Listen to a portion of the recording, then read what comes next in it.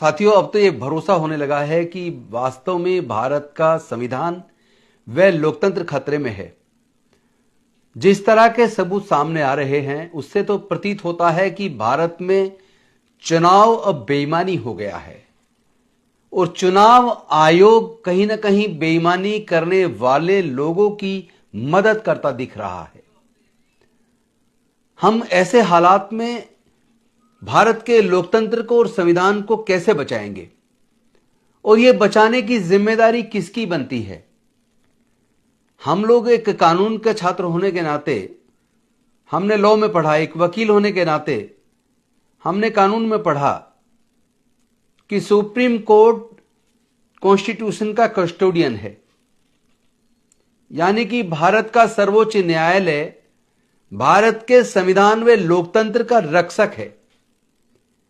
लेकिन अगर खुलेआम वोट की चोरी हो रही हो, चुनाव के चुनाव चोरी हो रहे हों और ऐसे में अगर हमारा सर्वोच्च न्यायालय चुप्पी साधे रखे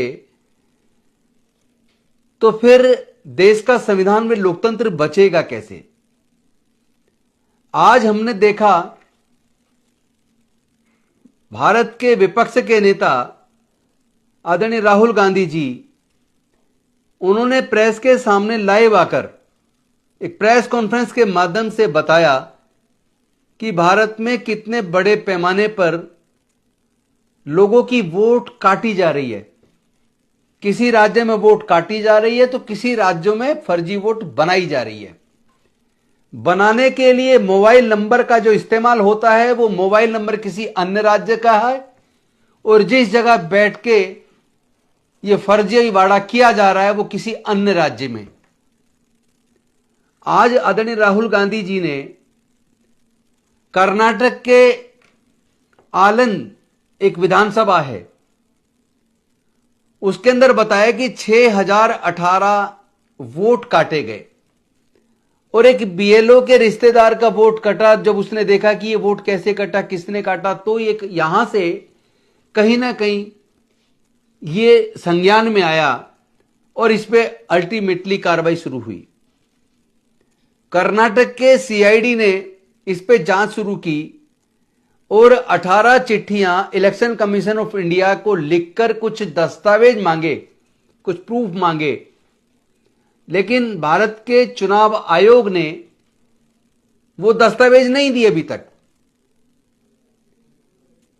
तो क्या इलेक्शन कमीशन, क्या इस तरह वोट चोरी करने वाले लोग, वोट काटने वाले लोग या फर्जी वोट जोड़ने वाले लोग, उनको सजा दिलाने के लिए ईमानदार दिखता है? क्या भारत के चुनाव आयोग की कोई जिम्मेदारी नहीं बनती? तो एक तरफ आलंद में, कर्नाटका में 6018 वोट काटे गए 2022 में और दूसरी तरफ महाराष्ट्र के राजुला में 6600 से ज्यादा वोट फर्जी जोड़े गए। अभी और बहुत सारे दस्तावेज आने बाकी है, बहुत सारे पूरे देश के अलग अलग चुनाव क्षेत्रों में किस तरह वोट की चोरी हुई है, किस तरह धोखेबाजी हुई है, वो सब सामने आने वाला है। राहुल जी ने एक सप्ताह इलेक्शन कमीशन को दिया, लेकिन इलेक्शन कमीशन ने 1 घंटा नहीं लगाया यह कहने में कि राहुल जी ने जो मुद्दा उठाया है वो बेसलेस है।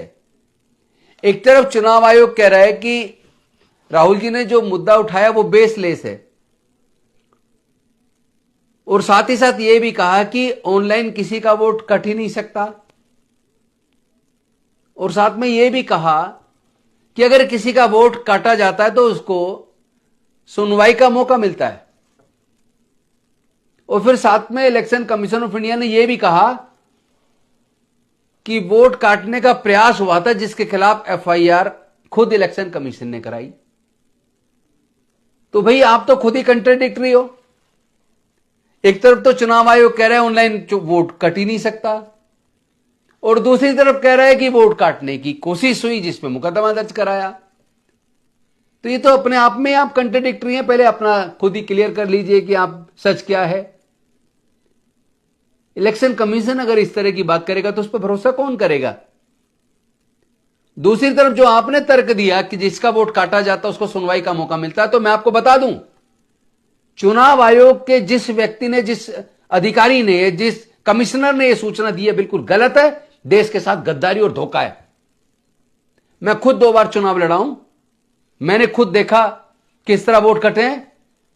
जिनके वोट कटे हैं वो चुनाव वाले दिन वोट डालने के लिए आ रहे हैं, देख रहे हैं उनका लिस्ट में नाम नहीं है, और आप कह रहे हैं जिसका वोट कटता है उसको सुनवाई का मौका मिलता है। अरे जिनका वोट कट गया उन्हें पता ही नहीं है, आप किस आधार पे कह रहे हैं कि उनको सुनवाई का मौका मिलता है? कितना झूठ, कितनी चोरी छुपाएंगे आप? इलेक्शन कमीशन से उम्मीद नहीं की जाती। यह देश के साथ, देश के संविधान के साथ, प्रजातंत्र के साथ गद्दारी है, और इस गद्दारी का भुगतान आपको करना पड़ेगा। अभी भी समय है। अगर आपको थोड़ा सा भी देश से प्यार है, अगर आप देश के लोकतंत्र में, संविधान में भरोसा करते हैं, जिस भरोसे के तहत भारत के संविधान ने आपको निष्पक्ष, स्वतंत्र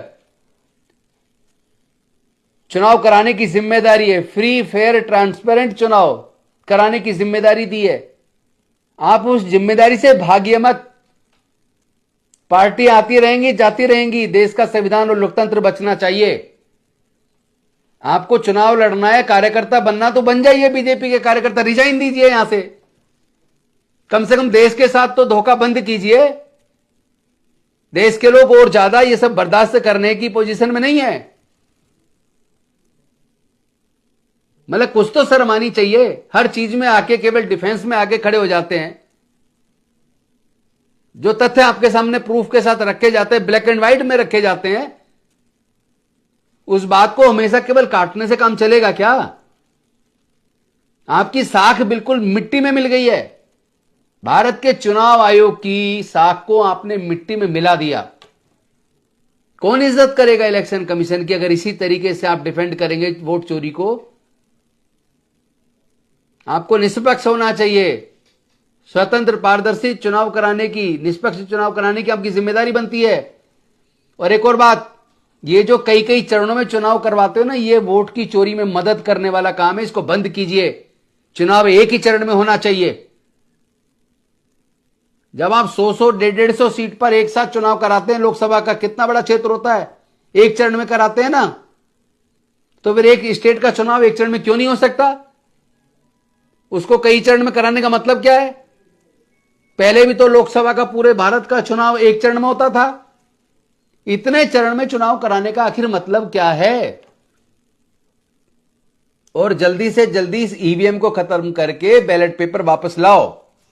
अब लोगों का ईवीएम में बिल्कुल भी भरोसा नहीं है। और तो और तुम्हारा इस तरह का बर्ताव बताता है कि अब इलेक्शन कमीशन पे भी लोगों का भरोसा खत्म हो रहा है। इस भरोसे को खत्म होने का मतलब है देश के प्रजातंत्र को खत्म होना।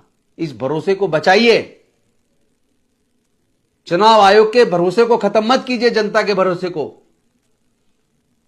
मरना आपको भी है, मरना हमको भी है। हर किसी को एक ना एक दिन मरना है। लेकिन ऐसे काम मत कीजिए कि आपके मरने के बाद लोग आपको गाली दें और लोग आपके ऊपर साफ स्पष्ट तौर पर आपके मरने के बाद आपको कहें कि देश का संविधान अगर खत्म हुआ, देश का प्रजातंत्र अगर खत्म हुआ, देश में अगर चुनाव की चोरी हुई तो इन अधिकारियों के रहते हुई थी। ये उस वक्त हुआ करते थे। ये कह के लोग आपको कोसा करेंगे जिंदगी भर। आपके बच्चे, जो आपके बच्चे और बच्चों के बच्चे होंगे ना, उनको कहा करेंगे कि वोट चोर के जो बच्चे हैं, ये वोट चोरी करवाने वाले संरक्षक के बच्चे हैं। ये आपके बच्चों का जीना दूभर हो जाएगा। क्या कर रहे हैं आप? अपने बच्चों की जिंदगी बर्बाद मत कीजिए। इस देश के बच्चों की जिंदगी बर्बाद मत कीजिए। इस देश के संविधान और लोकतंत्र के साथ इस तरह का बर्ताव बंद कीजिए, वरना देश की जनता जागरूक होगी और आपको संवैधानिक तरीके से जवाब दिया जाएगा। और मुझे पूरा भरोसा है सू मोटो भारत का सर्वोच्च न्यायालय इस मुद्दे पर कार्रवाई करेगा, चूंकि भारत का सर्वोच्च न्यायालय कस्टोडियन ऑफ इंडियन कॉन्स्टिट्यूशन है, custodian of democracy of India है। निश्चित तौर पर आपको जवाब मिलने वाला है और संविधान, और वो भी भारत की सर्वोच्च अदालत से मिलेगा। ऐसा हम भरोसा करते हैं और अपने देश के नागरिकों को मतदाताओं को निवेदन करता हूं, जागरूक बनिए, सजग बनिए, नजर बनाए रखिए, एक एक बूथ पर, एक एक वोट पर नजर रखिए और वोट चोरों को पकड़ने में मदद कीजिए। बहुत बहुत धन्यवाद, शुक्रिया। जय भीम, जय भारत, जय संविधान, जोहार। और ऐसी खबरें देखने के लिए सब्सक्राइब बटन को दबाएं, फिर बेल आइकन की घंटी दबाएं। अपना भारत को बचाने के लिए बहुत जरूरी है। हर खबर को शेयर करें, लाइक करें, कमेंट जरूर करें। शुक्रिया।